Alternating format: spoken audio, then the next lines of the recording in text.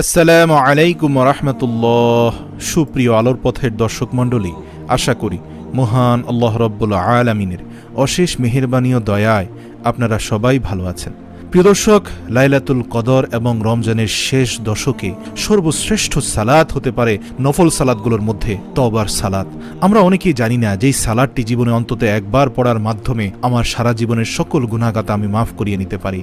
প্রিয় দর্শক, আজকের ভিডিওতে আমি আপনাদেরকে জানাবো যে তওবার নামাজ কিভাবে আদায় করতে হয় এবং তওবার নামাজ কি জন্য পড়তে হয়। বিস্তারিত জানতে ভিডিওটি শেষ পর্যন্ত অবশ্যই দেখুন। সর্বপ্রথম তওবার নামাজ সম্পর্কে সংক্ষিপ্তভাবে জেনে নেই। এই নামাজ পড়ার জন্য কোনো সময় নির্দিষ্ট নেই, তবে মনোযোগ বৃদ্ধির জন্য গভীর রাতে পড়াই উত্তম। যদি হঠাৎ করে কোনো গুনাহের কাজ করে বসেন অথবা অতীত জীবনের গুনাহ ক্ষমা করার জন্য এই নামাজ পড়তে হয়, তওবা এবং ইস্তেগফার আমাদের জন্য মেরাজ স্বরূপ। হযরত আদম আলাইহিস সালাম এর থেকে পাওয়া গিয়েছে আমাদের সব সময় তওবা করা উচিত। এক বর্ণনায় আছে হযরত মুহাম্মদ সাল্লাল্লাহু আলাইহি ওয়াসাল্লাম দৈনিক ৭০ বার এবং অন্য এক বর্ণনায় আছে দৈনিক ১০০ বার তওবা করতেন। তওবার এই পদ্ধতি পৃথিবীতে সর্বপ্রথম আবুল বাশার হযরতে আদম আলাইহিস সালামই মানব জাতিকে শিক্ষা দিয়ে গেছেন। পৃথিবীর প্রথম মানুষ হিসেবে পৃথিবীর বুকে তিনি সর্বপ্রথম তওবা করেছেন, আর তিনি যে তওবার দোয়াটি পড়েছিলেন সেটা পবিত্র কোরআনে এসেছে। প্রিয় দর্শক, আমরা চাইলে তওবার সালাতে সিজদায় গিয়ে এই দোয়াটি এভাবে আল্লাহর কাছে পড়তে পারি।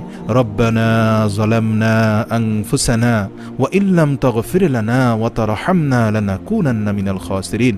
প্রিয় দর্শক, এই দোয়ার বরকতে আল্লাহ তাআলা হযরত আদম আলাইহিস সালাম এবং মা হাওয়া আলাইহিস সালামের অতীত জীবনের যাবতীয় সকল গুনাহ, গন্ধম ফল খাওয়ার গুনাহ, জান্নাতের সেই গাছের নিচে যাওয়ার গুনাহ, শয়তানের প্ররোচনায় প্ররোচিত হওয়ার গুনাহ, সকল গুনাহ ক্ষমা করে দিয়েছিলেন এই একটি দোয়ার বরকতে। আমরা অবশ্যই তওবার নামাজে এই দোয়াটি পড়ব। এই নামাজ পড়তে হলে সর্বপ্রথম ১১০ দোয়া ইস্তেগফার পাঠ করে ২ রাকাত নামাজ পড়ে পুনরায় দোয়া ইস্তেগফার ১১০ বার পড়ে তারপর কয়েকবার দুরূদ শরীফ পড়ে গুনাহ মাফের জন্য খাস করে আল্লাহর দরবারে মুনাজাত করতে হবে। চলুন বিস্তারিতভাবে নামাজ পড়ার নিয়ম জেনে নেই।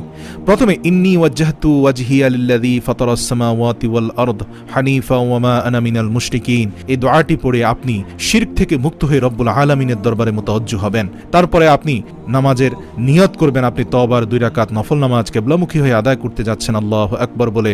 সুপ্রিয় দর্শক মণ্ডলী, এখানে একটু লক্ষ্য করবেন, আরবিতে যদি নিয়ত করতে অসুবিধা হয় তাহলে বাংলায় নিয়ত করতে পারেন। যেমন আমি কিবলামুখী হয়ে আল্লাহ তাআলার জন্য ২ রাকাত তওবার সুন্নত নামাজ আদায় করছি, আল্লাহু আকবার। অনেকে আরবিতে নাওয়াইতু আন উসাল্লি লিল্লাহি তাআলা এভাবে পুরো আরবিটা বলার চেষ্টা করেন এবং পড়তে গিয়ে ভুল করেন। সুতরাং এটি পড়তে হবে, বাধ্যতামূলক নয়। নিয়ত উচ্চস্বরে পড়ারও প্রয়োজন নেই, নিয়ত মনে মনে করলেই হবে। নিয়তটা হচ্ছে একেবারে আত্মিক বিষয়। আপনি মনে মনে ডিটারমাইন্ড যে আসলে আপনি এখন কি করতে যাচ্ছেন, ব্যাস আপনার নিয়ত হয়ে যাবে। আল্লাহ রাব্বুল আলামিন নিঃসন্দেহে আমাদের অন্তরের খবর জানেন। আপনি সারা জীবনের গুনাহ মাফ করার জন্য ২ রাকাত তওবার নামাজ পড়তে যাচ্ছেন। আপনার দিলের মধ্যে এই অনুভূতি জাগ্রত হলে নিয়তটা হয়ে যাবে। এই অন্তরে মনোবাসনা নিয়ে ব্যাস শুধু আল্লাহু আকবার বললেও বাড়তি করে আর কিছুই পড়ার দরকার নেই। তারপর নামাজের শুরুতে সানা পড়ে নিন, যেমন সুবহানাকা আল্লাহুম্মা বিহামদিকা ওয়া তাবারাকা ইসমুকা ওয়া তাআলা জাদ্দুকা ওয়া লা ইলাহা গায়রুক। তারপর বিসমিল্লাহ পড়ে সূরা ফাতিহা পড়বেন, তারপর যে কোনো একটা সূরা পড়বেন, তারপর রুকু সিজদা করবেন। প্রিয় দর্শক, কিরাত তেলাওয়াতের ক্ষেত্রে বিশেষ করে আমপাড়ার কিরাতগুলো তেলাওয়াত করতে পারেন, কারণ সেখানে কিয়ামত এবং হাসর সম্পর্কে অনেক বেশি আলোচনা হয়েছে। এখানে যে কোনো একটি সূরা পড়তে পারেন এবং অর্থসহ বুঝে বুঝে পড়বেন, চোখের পানি ছেড়ে দিবেন।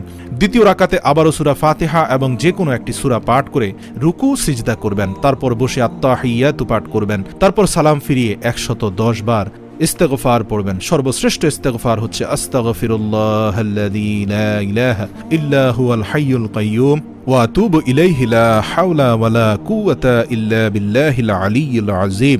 তারপর কয়েকবার দুরূদ শরীফ পড়ে আল্লাহ তাআলার নিকট ২ হাত তুলে ক্ষমা প্রার্থনা করুন। ইনশাআল্লাহ আল্লাহ তাআলা আপনার পূর্বের জীবনের সকল গুনাহ ক্ষমা করে দিবেন। প্রিয় দর্শক, লাইলাতুল কদরে এই তওবার নামাজ কমপক্ষে অন্তত ২ রাকাত নামাজ হলেও পড়ার চেষ্টা করবেন। বিশেষ করে রমজানের শেষ দশকের প্রত্যেকটি রাতে যদি ২ রাকাত করে আমি নামাজ পড়ি, তাহলে নিশ্চিত লাইলাতুল কদরে তওবার ২ রাকাত নামাজ পড়া হয়ে গেল। নিঃসন্দেহে এটা নিশ্চিত থাকা যায়, আল্লাহ আমাদের জীবনে অন্তত একবার হলেও এই তওবা ইস্তেগফারের ২ রাকাত নফল নামাজ পড়ার তৌফিক দান করুক এবং জীবনের সকল গুনাহ আল্লাহর কাছে ক্ষমা করিয়ে নেওয়ার তৌফিক দান করুক। কেননা সিজদায় বান্দা আল্লাহ তাআলার সবচেয়ে নিকটবর্তী হয়। যখন তওবার সালাতে আপনি সিজদায় গিয়ে আল্লাহর কাছে এই দোয়াটি পড়বেন, যে দোয়াটি হযরত আদম আলাইহিস সালাম পড়েছিলেন, রব্বানা যালামনা আনফুসানা ওয়া ইল্লাম তাগফির লানা ওয়া তারহামনা লানাকুনান্না মিনাল খাসিরিন। আর যদি 2 ফোঁটা চোখের পানি ছেড়ে দিতে পারেন, নিঃসন্দেহে পৃথিবীর 2 ফোঁটা পানি আল্লাহর কাছে সর্বশ্রেষ্ঠ। এর মধ্যে 1 ফোঁটা হচ্ছে জিহাদের ময়দানে আল্লাহর জন্য বান্দার রক্তের ফোঁটা, আরেকটা হচ্ছে তাহাজ্জুদের বিছানায় অথবা তওবার সালাতে বান্দার চোখের পানি, সিজদায় লুটিয়ে বান্দার চোখের পানি। আল্লাহ আমাদের সবাইকে তওবার সালাত আদায় করার তৌফিক দান করুক, আমিন।